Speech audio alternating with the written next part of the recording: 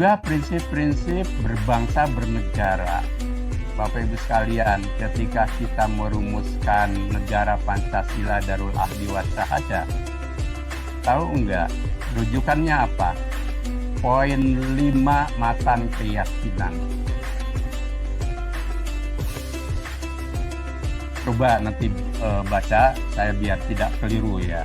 Kita bisa ambil satu contoh saja untuk mengingatkan kita semua bagaimana prinsip itu juga begitu kuat itu di Muhammadiyah, dan ini menjadi landasan atau dasar kita.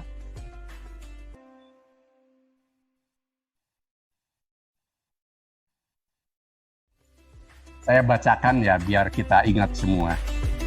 Poin 5 MKCH itu, Muhammadiyah mengajak segenap lapisan bangsa Indonesia yang telah mendapat karunia Allah berupa tanah air, yang mempunyai sumber-sumber kekayaan, kemerdekaan bangsa dan negara Republik Indonesia yang berdasar pada Pancasila dan UUD 45, untuk berusaha bersama-sama menjadikan suatu negara yang adil dan makmur dan diridhoi Allah Subhanahu wa taala, baldatun thayyibatun wa rabbun ghafur. Dasarnya kuat pada MKCH, sehingga ada kesinambungan pemikiran di masa lalu, ini tahun 69 dengan tahun 2015. Nah, kita melakukan penegasan itu.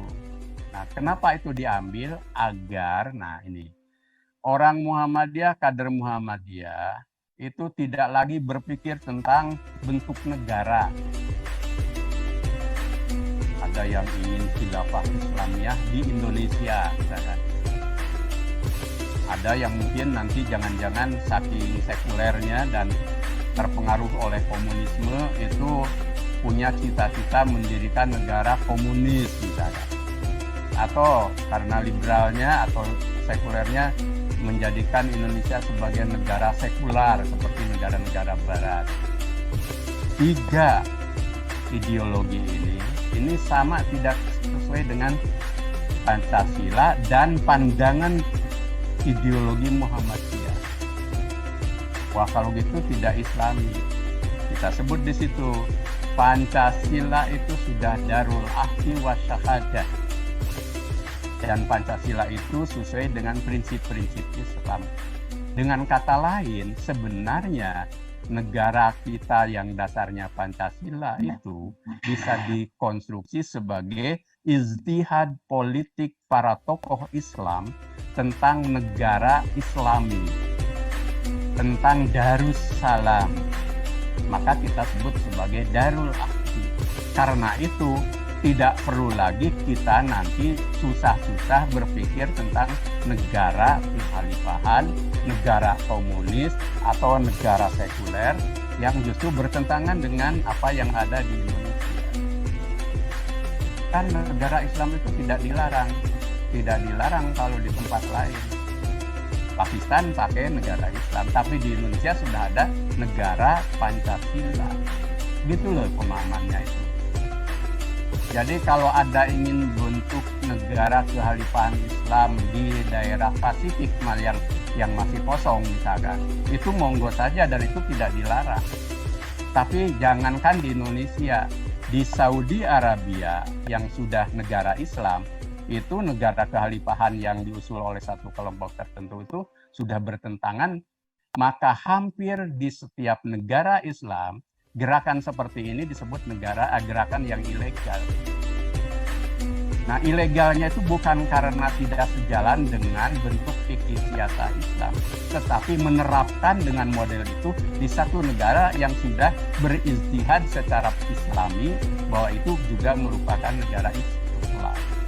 Jadi negara Islam itu tidak tunggal poinnya, tapi bermacam-macam sesuai dengan ijtihad politik setiap umat muslim di satu negara.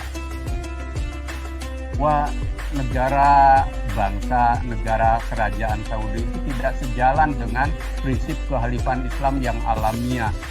Itu kan menurut pendapat dia. Tidak ada baik dari Nabi maupun dalam kesepakatan umat Islam untuk satu bentuk negara yang tidak ada negara bangsa. Jadi di situ, agar apa? Agar kader Muhammadiyah ini yang muda-muda itu tidak kebawa-bawa pengaruh gitu. Maka nanti, saya sarankan ini poin penting.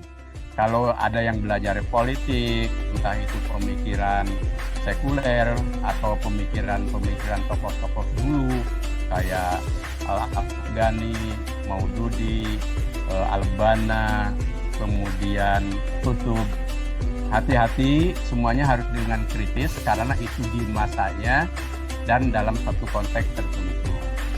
Belum tentu pas untuk di Indonesia. Dan itu berlaku sebagai bentuk ijtihad politik Islam di seluruh dunia. Jadi tokoh-tokoh Islam Indonesia pun sudah berijtihad politik bahwa negara Indonesia itu prinsipnya Pancasila sejalan dengan Islam, dan Muhammadiyah punya pandangan Darul Ahdi wa Syahad.